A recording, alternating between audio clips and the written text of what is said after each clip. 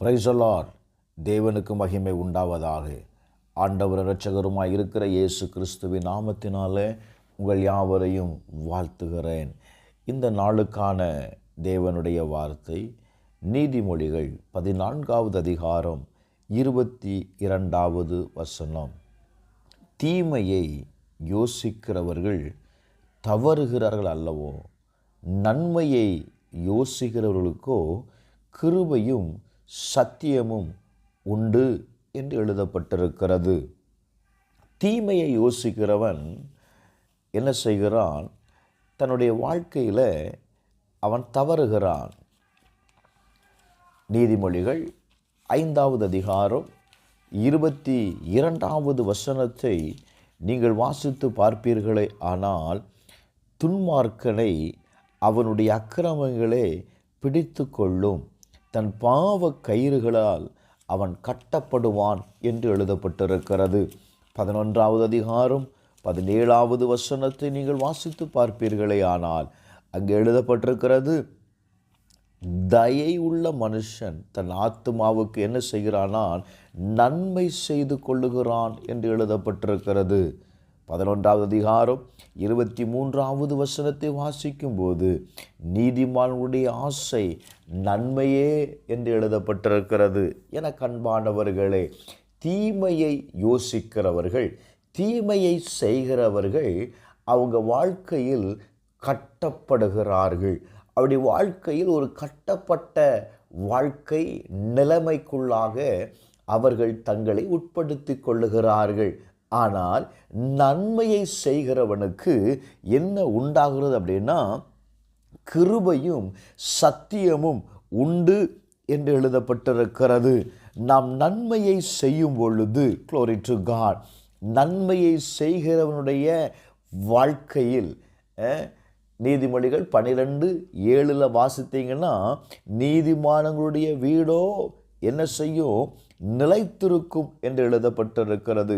அப்போ நன்மை செய்கிறவனுடைய வாழ்க்கையில் கர்த்தருடைய வார்த்தை சொல்லுகிறது, அவன் ஆசீர்வதிக்கப்பட்டிருக்கிறான். இன்றைக்கு நாம் நன்மை செய்யக்கூடியவர்களாய் மாறுவோம். நன்மையை யோசிங்க.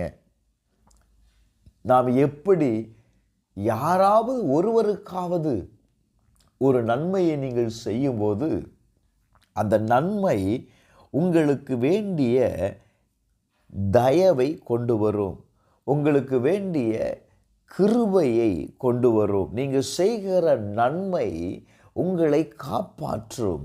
வேதம் சொல்லுகிறது, சங்கீதம் 25:10, அவருடைய சாட்சிகளையே கை கொள்ளுகிறவர்களுக்கு அவருடைய பாதைகளெல்லாம் எப்படி இருக்குமா? கிருபையும் சத்தியமானவை. நன்மை செய்து பாருங்க. வேதம் அதை தான் சொல்லுகிறது. நீங்களும் நானும் நன்மை செய்யும்படி, நற்கிரியைகளை செய்யும்படி தேவனுடைய செய்கையாயிருக்கிறோம். என கண்பானவர்களே, நாம் நன்மை செய்யும் போது தேவனுடைய கிருபையை பெற்றுக்கொள்ளுகிறோம். நம்முடைய பாதைகளிலெல்லாம் அது என்னவாயிருக்கிறது? அந்த கிருபை சத்தியமும் நம்மளை காக்கக்கூடியதாயிருக்கிறது.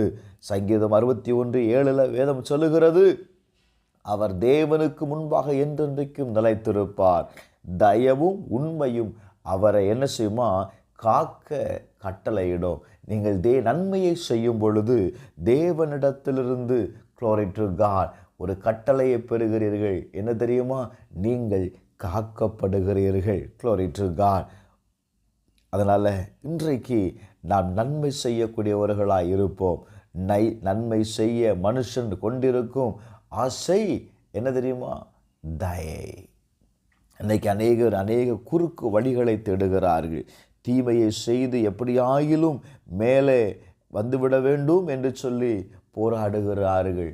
ஆனால் வேதம் சொல்லுகிறது, நன்மையை செய்யுங்கள், நன்மையை செய்யுங்கள். நீங்கள் நன்மையை செய்யக்கூடியவர்களாய் நீங்கள் இருப்பீங்கன்னு சொன்னால், நான் ஏற்கனவே சொல்லியிருக்கிறேன், அந்த வார்த்தை, தேவனால் நீங்கள் காக்கப்படுகிறீர்கள், நீங்கள் விடுதலை அடைகிறீர்கள், உங்களுடைய பிள்ளைகளுக்கு அடைக்கல கிடைக்கும். என அன்பானவர்களே, துன்மார்க்கன் தன் தீமையிலே வாரிக்கொள்ளப்படுவான், நீதிமானோ தன் மரணத்திலேயும் அவன் ஏன் உண்டு அப்படின்னா அவன் நம்பிக்கை உள்ளவன். அவனுக்கு ஒரு நம்பிக்கை இருக்கிறது. அவன் தேவனுடைய தயவை பெற்றுக்கொள்ளுகிறான்.